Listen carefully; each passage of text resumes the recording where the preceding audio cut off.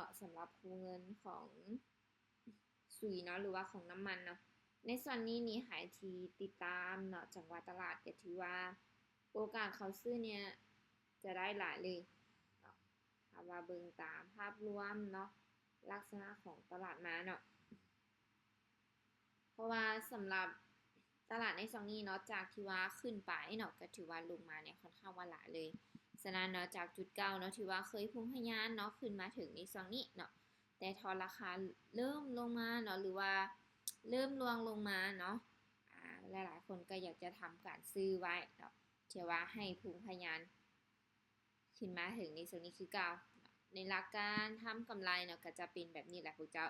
แต่ว่าในกรณีที่เราลงทุนในราคาเนาะเราก็นินเอาแล้วก็นิ้นเบิ่งเนาะว่าในส่วนของจังหวัดตลาดนี้ห่างกันเนาะจากจุดเก่าที่เคยขึ้นมาเนี่ยลวงลงมาหลายบ่เนาะหรือว่าที่ทำการขายเนี่ยลวงลงมาหลายบ่เนาะเชื่อว่าให้สามารถที่จะเข้าซื้อเนาะจะเก็งกำไรให้ขึ้นมาถึงในส่วนเก่า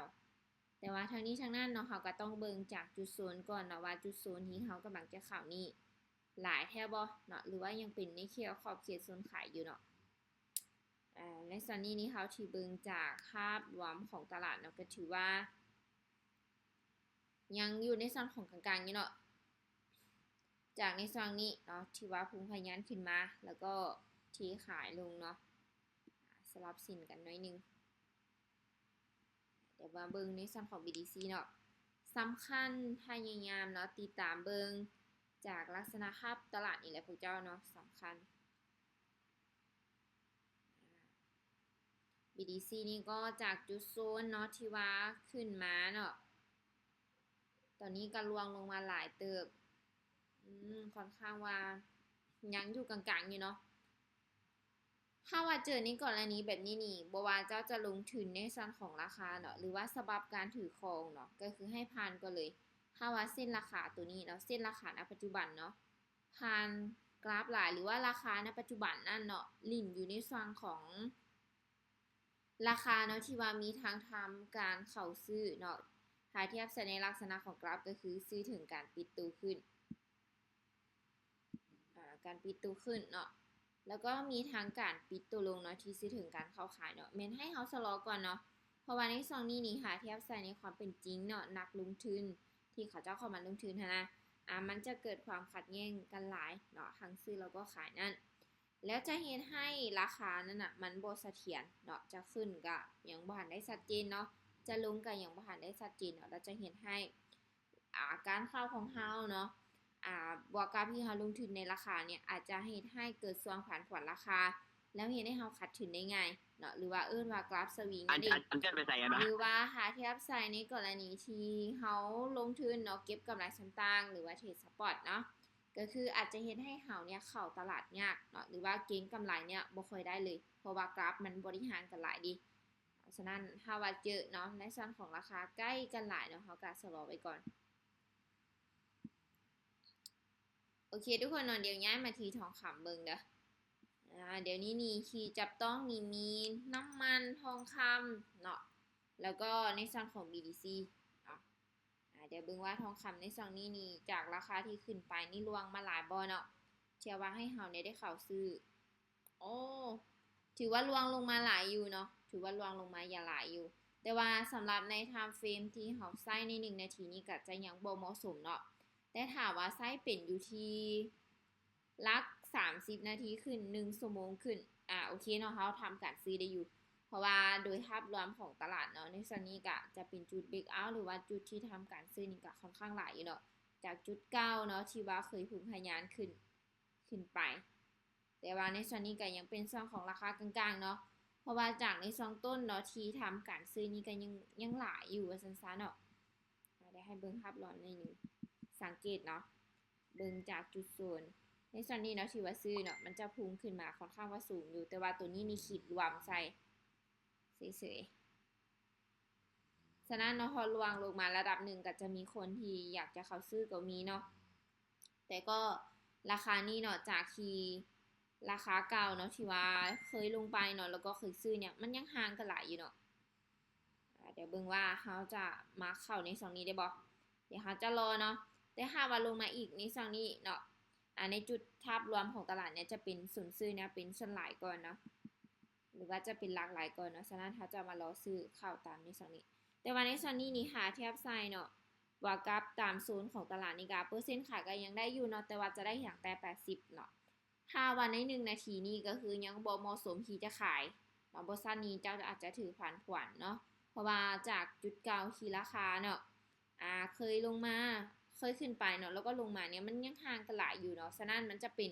โอกาสให้กับคนที่ได้เข้าซื้อนำเนาะถ้าเทียบไซในตกจริงของทองคำกับแบบว่าจากที่ราคาตอนนี้เนาะ55ล้านเนาะ55ล้านแต่ว่ามันลงมาอยู่ที่40ล้านเนาะกลุ่มคนที่อยากจะเข้าซื้ออยากให้แต่ถึง50ล้านเนี่ยก็มีแต่ว่าอย่าลืมได้เนาะกลุ่มคนที่ซื้อตั้งแต่บาทละ20ล้านก็ยังมีนะแล้วเวลาที่ว่ามาฮอดอยู่ที่40ล้านเนาะโอกาสทำกำไรของเขายังหลายอยู่แต่ว่าสิ่งที่กระตุ้นอยากจะให้เขาขายอีกอย่างนึงก็คือว่าย่านมันราคาร่วงลงมาเกินก่อนที่กำไรเขาเจ้าตั้งไว้เนาะหรือว่า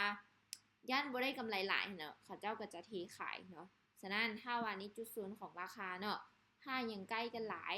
หรือว่าซื้อถึงการเข้าเนาะยังลักษณะใกล้เคียงกันหลายเนาะเขาก็สลอไว้ก่อนมาดูว่าสิมาฮอดใน2นี้บ่อาจจะโดนเนาะเดี๋ยวมา BNB เนาะเพราะว่าเขามีเวลาจำกัดเนี่ยในลักษณะของศูนย์ตลาดนะคะต้องเบิ่งให้ละเอียดเบิ่งให้ชัดเจนหน่อยนึงเนาะบริษัทนี้อาจจะถือผันผวนราคาค่อนข้างว่าอยากจะไซเวกันเมดเลยเนาะในส่วนนี้สำหรับตลาดเนาะในปัจจุบันนี้เนาะจะเหมาะสมไส้เป็นอยู่ที่ time frame 30นาทีขึ้นหรือว่าเจ้ามาเทรดซัพพอร์ตเนาะอยู่ในมาร์เก็ตนี้เนาะมาเลือกซื้อในโคเงินได้เลยเนาะเพราะว่าราคาในตอนนี้นี่ถ้าลวงลงมาอีกจังหวะหนึ่งนี่ก็คือเขาสามารถซื้อเนาะซื้อไว้แล้วก็มาแกมขายเนาะในราคาที่ว่ามันสูงขึ้นเนาะมาเทรดอยู่นี่เนาะความเสี่ยงถ้าว่าจะบ่มีเลยเนาะถ้าว่าราคาขึ้นเขาขายเขากับกำไรงามๆถ้าว่าเขาซื้อเนาะเขาบ่ขายเนาะราคาลวงเขาก็บ่ได้ขาดทุนเนาะราคาขึ้นแล้วก็จึงขายบาทเดียวเดี๋ยวเบิ่งในลักษณะหน้าเนาะโอ้เพราะว่านอนอยู่ในส่วนของไซเวย์เก็บว่าเมิดเลยเนาะช่วงใดก็พอช่วงนั้นนี่ในจังหวะนี้นี่เดี๋ยวเข้าไปที่อีทีเรียมเบิ่งก่อนนะเพราะว่าในช่วงนี้นี่คู่เงินใดก็ค่อนข้างว่าราคาเนาะค่อนข้างว่าใกล้เคียงกันเนาะทั้งซื้อแล้วก็ขายเนาะในช่วงนี้บวกกับเฮาลงทุนในราคานี่เฮาต้องนิ่นได้น้อยนึงเนาะตามจังหวะภาพรวมของตลาด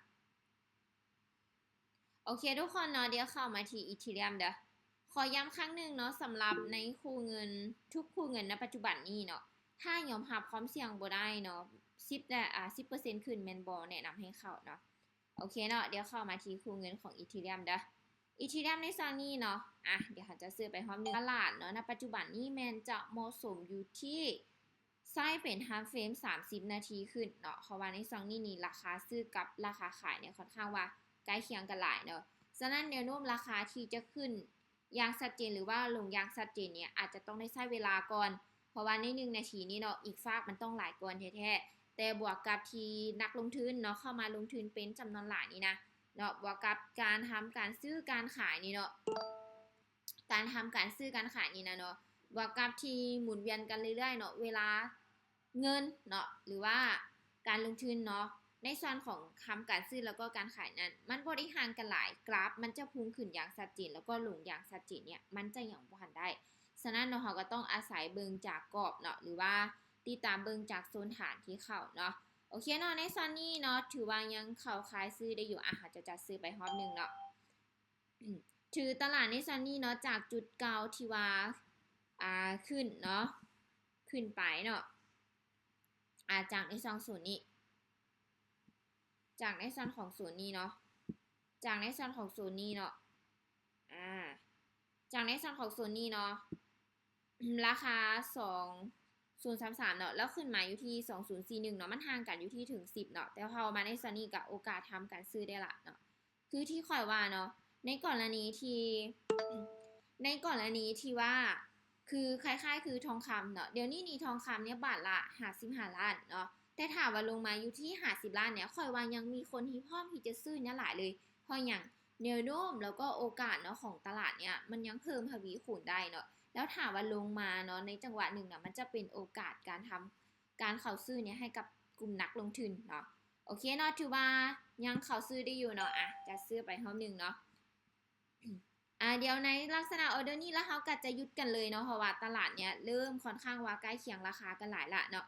เพราะว่าในส่วนนี้ถ้าว่าไกลฐานไปนี่เขาก็อาจจะเริ่มเข้ายากแล้วเนาะเพราะว่าในจุดโซนที่เขาหมายกันไว้นี่ก็จะเป็นจุดโซนที่ตลาดเนี่ยเนาะเริ่มทำการปิดโตขึ้นหรือว่าซื้อถึงการแฮงซื้อเนี่ยเนาะพุ่งพยานขึ้นเนี่ยเป็นจำนวนหลายเลยเนาะหรือว่าเทียบเท่ากับการเข้าซื้อเนี่ยเป็นจำนวนหลายเลยเนาะเวลาที่ว่าเขาเข้าเทรดเนาะโดยเฉพาะที่เขาใช้ไทม์เฟรมใน1นาทีนี้เนาะเขาจำเป็นที่ต้องได้เน้นอีหลีได้พวกเจ้าเนาะบ่ซั่นนี้เขาจะถูกกดดันราคาเนาะเพราะว่าอย่างบวกกับที่ลักษณะเนาะคู่แข่งในตลาดมันหลายนะข่อยก็อยากซื้อเจ้าก็อยากขายเที่ยทำกำไรเนาะฉะนั้นเนาะในแนวโน้มที่บวกกับที่เขาปะทะเนาะกับคู่แข่งจำนวนหลายราคามันก็จะเริ่มสวิงเนาะฉะนั้นเวลาที่ว่าเขาเจอเนาะในกรณีที่ตลาดเนาะซื้อถึงเนาะคู่แข่งเนี้ยจำนวนหลายเนาะหรือหาเทียบเสน่ห์บนเทียนก็คือติดไซเวย์เนาะราคาบริหารกันหลายเนาะสังเกตเบิ่งแต่กราฟเลยเนาะจะจุดทำการปิดตัวขึ้นตัวลงเนี้ยมันจะบริหารกันหลายเลยแล้วจะเห็นกราฟเนี่ยผันผวนได้ไงเนาะเขาว่ามันวัดจากเม็ดเงินของการลงทุนของนักลงทุนนำเนาะฉะนั้นเวลาที่เขาเข้าเขาก็เซฟตัวเองเนาะพยายามเนาะจัดการความเสี่ยงให้กันกับตนเองเนาะด้วยการที่ว่าบ่ต้องอยู่ดุลกับตลาดเนาะพยายามเก็บเอาเนาะเก็บรอบละ2-3ออเดอร์เนาะคือรอบนี้ก็เฮาโปรฟิตมาอยู่ที่ 85.5 เนาะบวกกับจังหวะของกอบก็ถือว่าทำการซื้อเป็นจำนวนหลายเนาะถือว่ารอบนี้นี่บวกกับรอบก่อนเนาะเขาได้3ออเดอร์รอบนี้เขาได้3ออเดอร์เนาะก็ถือว่าได้เป็น6ออเดอร์ที่ได้คุณภาพแล้วดิลักษณะเวลาที่เขาเข้าเนาะเขาก็สลอเบรกตัวนี้ไว้ก่อนเนาะรอจับจังหวะเข้าไปเนาะสำหรับที่เขาใช้ทางฝีนใน1นาทีนี้